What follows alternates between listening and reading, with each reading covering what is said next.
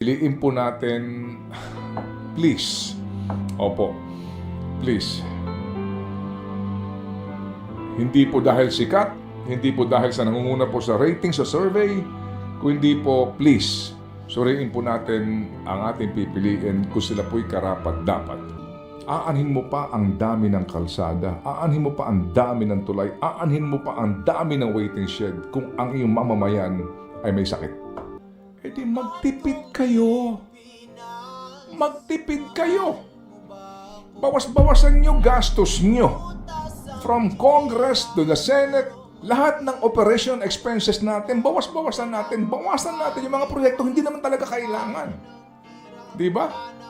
Para mas mababa po ang ating pong budget deficit. Di ba? Iparamdam nyo, nagtitipid kayo. Kasi kung ganun pa rin ang gawin ninyo, totoo, lalaki ang deficit. At ito po sinasabi niyong marka sa ating credit standing, kayo may gawa ng markang yan. Hindi po ba?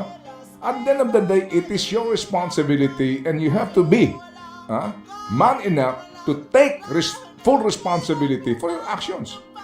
Think about it.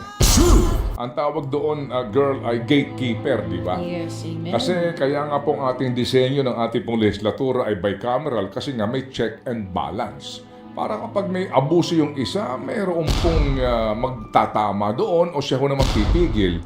Pero kapag sila nagkaisa, ito po ang resulta.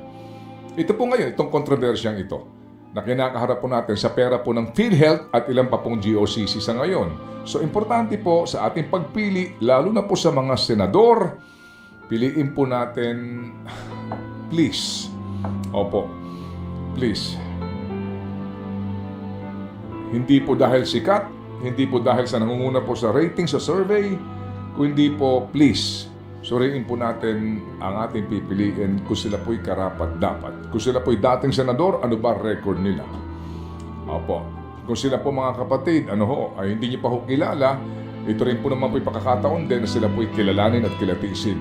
Marami pa po, opo, ang pwede ho natin pagpilian. Sa party list din po, ganun din. Sa dinami-dami po ng mga kasong pambayan na ipinaglalaban po, ng grupong ito na Nery Colmenares, ilan po dito, meron ba? Na party list po na tumayo doon, nagsampa ng demanda, at umabot nga po sa pakikipagdiskusyon sa mga maestrado. Alam mo yung panghaharap ka sa mga maestrado, yung taga-PhilHealth na, di magkanda ugaga eh. Di ba kapag tinatanong na? Kakabahan ka talaga. Talaga nagkakautal-utal. Kasi ready yung mga SE natin. Kasi ang hirap din po sagutin, ha? Nabanggit mo, Chacha, kanina. Yung common sense. Common sense. Hindi mo na kinakailangan maging matalinong tao. At ako, nananalig po ako, kasi ito ho ang pinagmulan din nung simula ng oral argument ni Justice Amy Javier. Oo, yes. Common sense, no? Provision po ng batas. Ito lang ang ating imparting sa isyong ito. Republic Act Number 11223, an act instituting universal healthcare for all Filipinos, prescribing reforms in the healthcare system and appropriating funds therefore.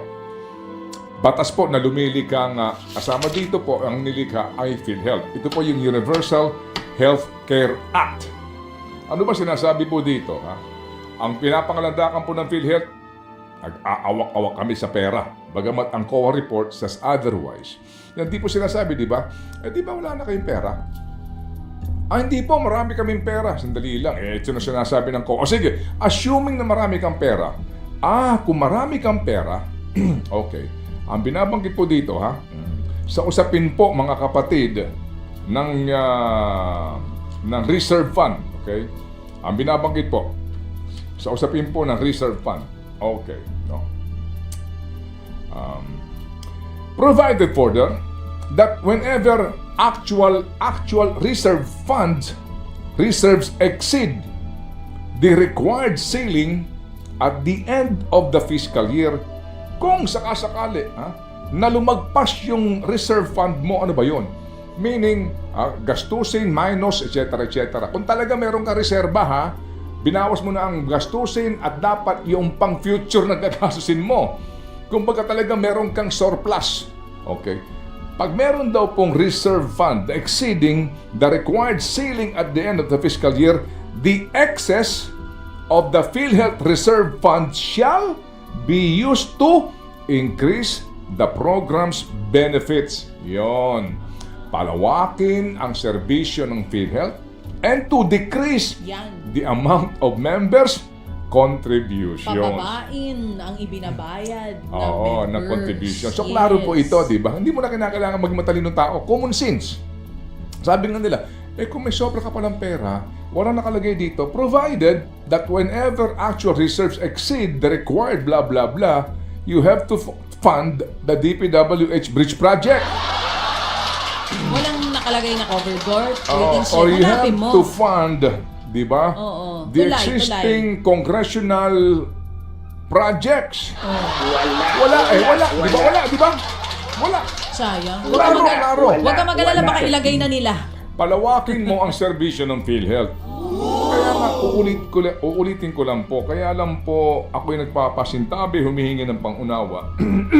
Kahapon nga itong si Nikki, nabanggit niya yung kaso po ng kanyang mother, no? Yes. 4 million pesos bill, 14 mil lang ang PhilHealth na bawas. Yung bata po, sabi ko itong batang ito, masayahin siya, pero yung kanyang pagkikwento sa akin, alam niyo, yung delivery niya ng kwento, parang parang wala lang ba masayahin, pero kitang-kita ko sa mga mata niya na gusto niyang ilabas doon yung kanyang emosyon. Manong Ted, pumila kaya ako dyan. Pumila ako sa DSWD, pumila ako sa PCSO. 8 hours na akong pumili. Pero yung kwento niya, parang masayahin. Pero kitang-kita mo na para mabayaran yung 4 million na bill nung mother nung bata. Yung hirap pa pinagdaanan niya. Diba? Pero sabi niya, yung dulo 14 mil lang nakuha namin sa PhilHealth. At ang sabi sa amin, ganun daw talaga nung humingi siya ng paliwanag. Si Justice Lopez mismo, Yes, girl. meron po dyan na 7 million daw yung kanyang bill. Eto, hanapin natin, nabasa ko rin yan. Meron 50 mil lang daw. Yes, may isa pong Supreme Court Justice ang nag-share ng kanyang experience mismo at sinasabi niya nga po doon sa 7 million pesos Nabil niya. Po sa ospital ay 50,000 pesos lang dito ang sinagot ng PhilHealth. Pagkatapos niyang makalabas sa ospital, meron siyang kinakailangan daanan na treatment. So bawat session daw po nito ay 50 mil mahigit ang binabayaran niya, pero hindi rin po sagot ng PhilHealth. Nakita ho ninyo? Opo. Kaya uulitin ko lang po sa aming nakatatanda, marami po kaming mga test na ginagawa sa aming katawan. Pero dahil nga po sa pagpunta mo ng doktor, hindi ka naman confined, di ba, sa consultation mo. Sasabihin ng doktor sa'yo, tatay, pa-MRI ka. Tatay, pa-PET scan ka. Tatay, pa-CT scan ka. Tatay, pa-blood test ka. Lahat ng mga test na yon hindi sako. So, out of pocket. Paano na yung pobreng tatay kung walang pagkukunan ng pera? Gamot na iinumin mo para mabuhay ka. Diyos ko po, ang gamot, Chacha, Panginoon Diyos, kahit meron ka, aaray ka. Ang gamot, Cha. Correct. 1 buwan, 100,000 ang kailangan mo. 1 buwan, 50,000 ang kailangan mo para uminom. Hindi sakop ng PhilHealth. Hindi po. Hindi. Pero meron silang excess fund.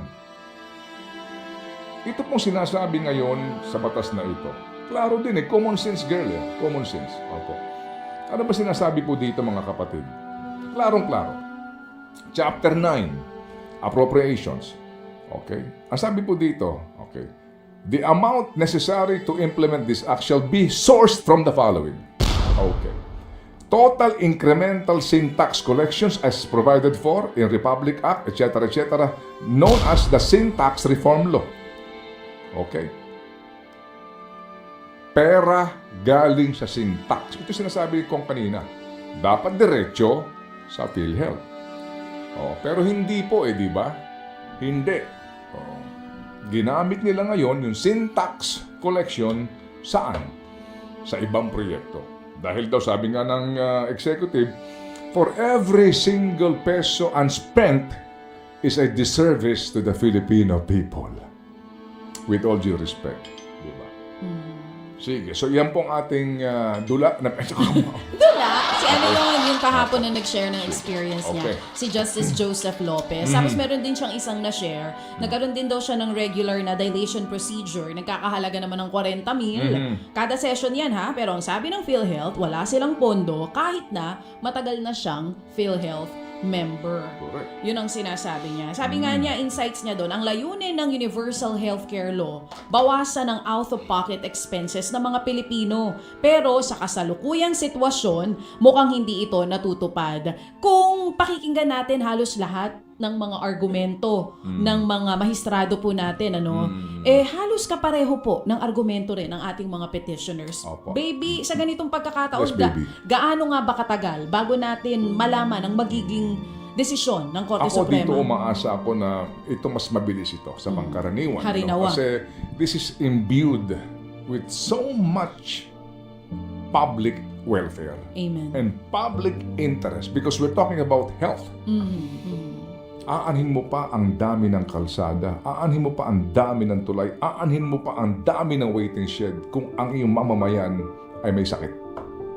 O ang iyong mamamayan ay hindi malaman kung paano magpapagamot. Useless po lahat ng iyan. Basic po ito talaga, health concern.